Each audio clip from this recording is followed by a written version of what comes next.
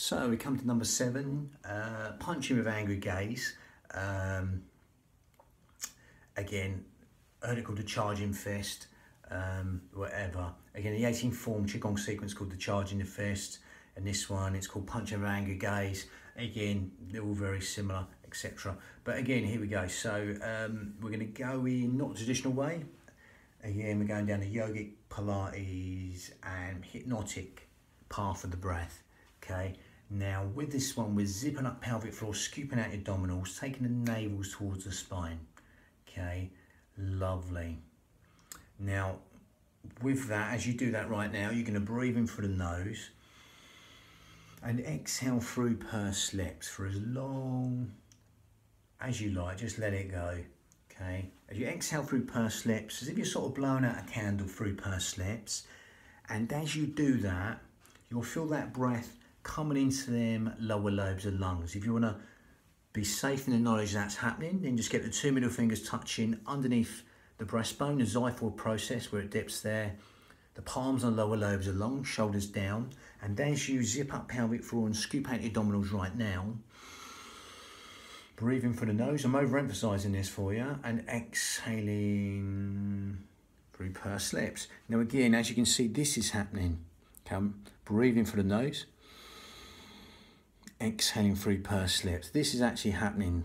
Fingers are moving like seaweed on the bottom of the seabed, even if it's just a micro movement or a millimetre, that's happening. Breathing in and exhaling through pursed lips.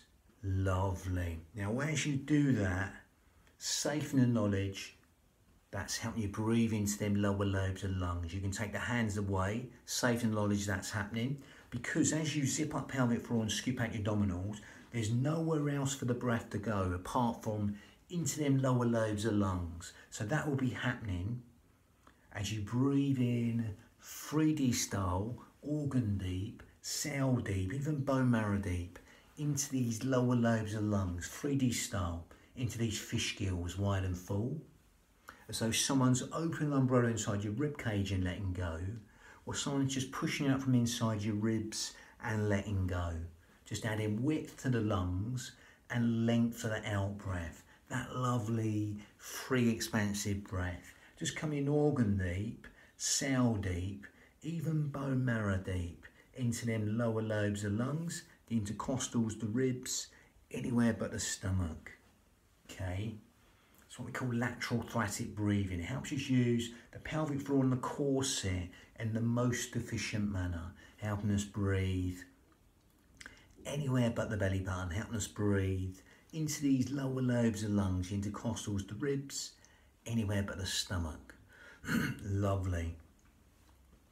So with that, we're going to just go down a more yogic path. As you throw on that corset still, that transverse abdominis, the corset muscle, engage that pelvic floor still, we're going to change it. We're going to breathe in and out through the nose. As we close the mouth now, we go down a slightly more yogic path with that. And that smaller filter for the nose will help us lengthen the breath even longer. Because it's a smaller filter for the breath, that helps us lengthen the breath even longer. Especially that lovely elongated out breath, which is longer than the in-breath. Okay, the whole will cycle of the breath will be lengthened as you close the mouth. For that smaller filter through the nose, more cleansing, or one of the types of yoga breath. So it goes down more that path.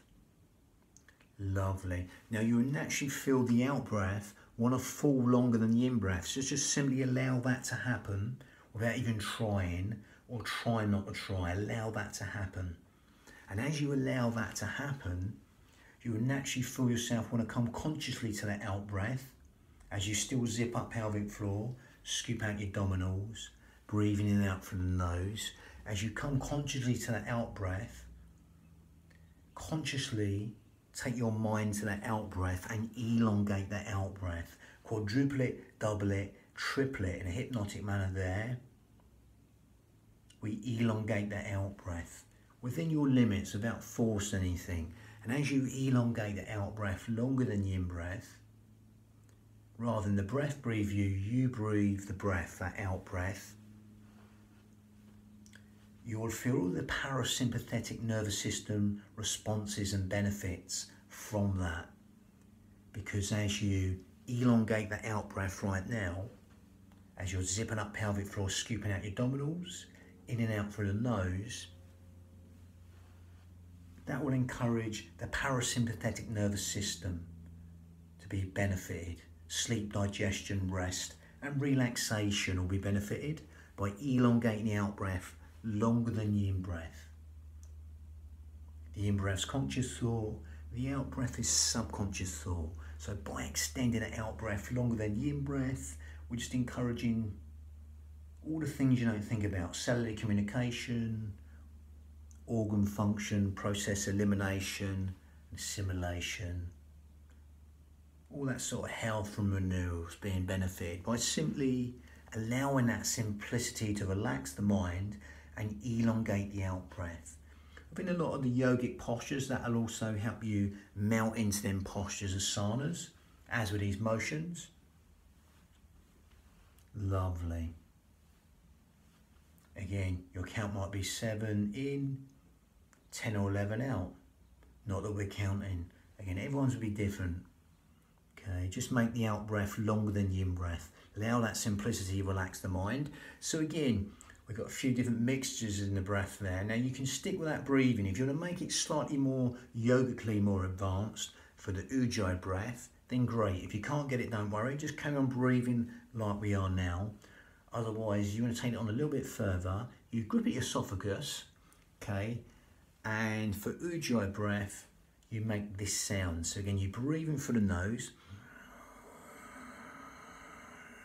And you get this raspy, silky, whistling breath from the back of the throat, and you exhale.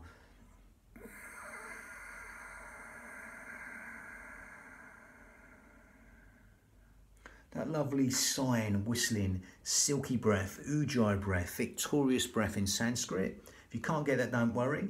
If you're getting it, then that's going to help stimulate the thyroid gland, which helps with weight control, etc. Helps you build the heat from the body, helps you fan the fire to burn all the toxins in the body. Ujjayi breath, victorious breath. And as you're doing that, keep them shoulders down.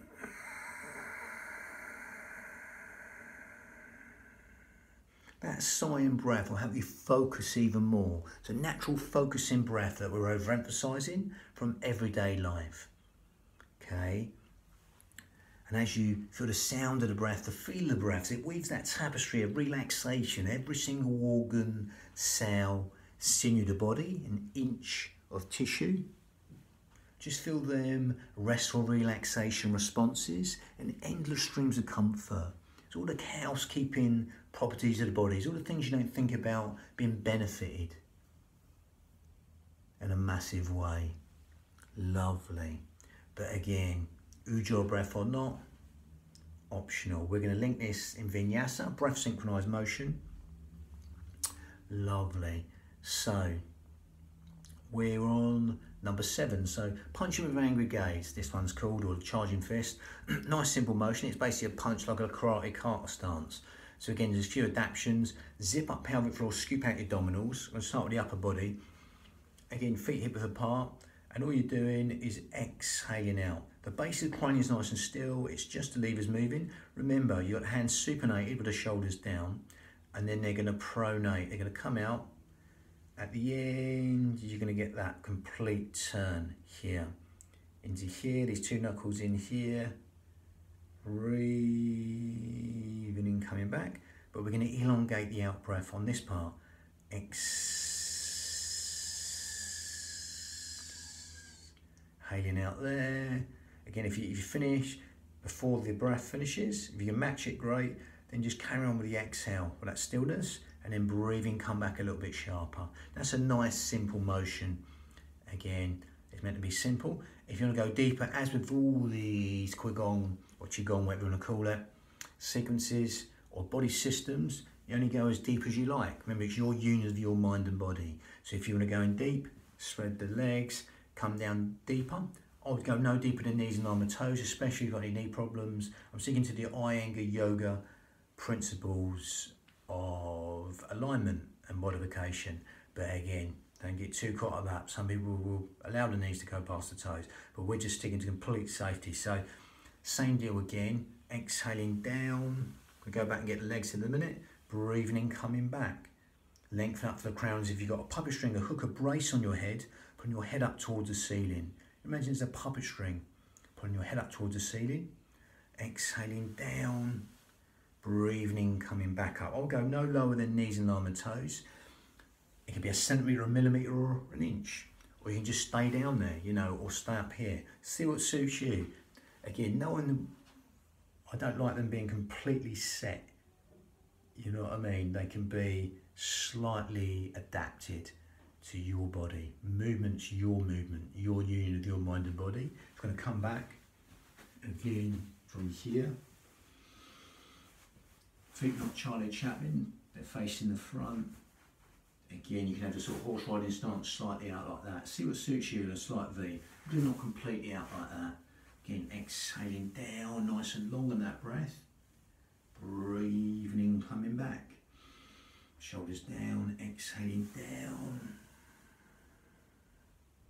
Breathing in, coming up, pushing up from the heels. These are organic. Be nice and long here. Soft on the elbows, just shy of locking out. Breathing in, coming back.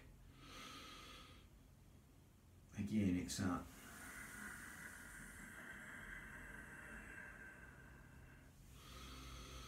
Again, I've seen some here as well, coming across this way and coming back. Again, so again, if you want to do that, you just have a little turn here, and it's a exhale, breathing, coming back. You root yourself in this leg, you have a little turn. Don't overemphasize this so much. You're sort of coming around here, and you're sort of jamming on this lead leg. You're just exhaling here, breathing, coming back. Exhale. Breathing, coming back. But again, you know, just be variable in the movement. Again, with these, we're not going to traditional form, so we'd have to be so specific.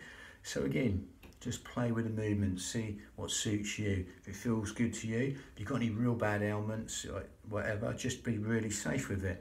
You can always move on and progress. But again, even just zipping up, skipping out your abdominals, benefiting the spine. If you've got any really bad posture problems, again, microseconds before you even move your arm or your leg. The pelvic floor and the corset fine, microseconds for anything else. So try and fire it in the right way, in towards the spine, navel towards the spine. Not that you're always going to do that. You know, in everyday life, you might need to pick up something. But again, generally about 30% is where we're most efficient at zipping up pelvic floor, scooping out abdominals. You think about 100% pulling in, it's about a quarter of that.